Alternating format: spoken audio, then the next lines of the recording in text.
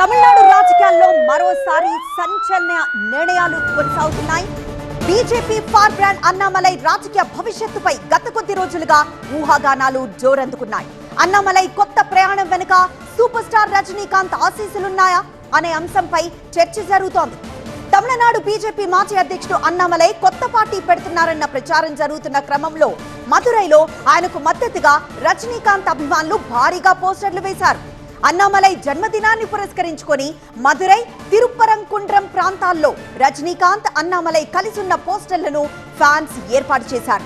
సింగం బయలుదేరింది, దానికి మంచి కాలం వచ్చింది అనే నినాదాలతో ఈ పోస్టర్లు వెలిశాయి. రజనీకాంత్ ఆశీస్సులతో అన్నామలై కొత్త రాజకీయ పార్టీని ప్రారంభించబోతున్నారనే ఊహాగానాలకు ఈ పోస్టర్లు మరింత బలాన్ని చేకూర్చాయి. మదురైలో ఏర్పాటైన అన్నామలై పోస్టర్లు తమిళనాడు రాజకీయాల్లో తీవ్ర చర్చనీయాంశంగా మారాయి.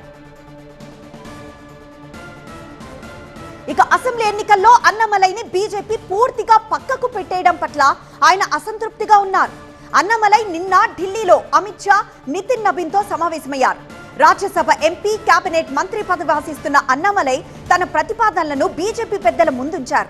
అయితే రాజ్యసభ ఎంపీకి ఓకే చెప్పిన బీజేపీ హైకమాండ్ కేంద్ర కేబినెట్ లో బెర్త్పై మాత్రం హామీ ఇవ్వలేదని సమాచారం. బీజేపీ పెద్దల నిర్ణయాన్ని బట్టి తన రాజకీయ భవిష్యత్తుపై అన్నామలై నిర్ణయం తీసుకోనున్నారు. రేపు అన్నామలై పుట్టినరోజు కావడంతో ఆయన పొలిటికల్ జర్నీపై క్లారిటీ ఇస్తారని ప్రచారం జరుగుతోంది.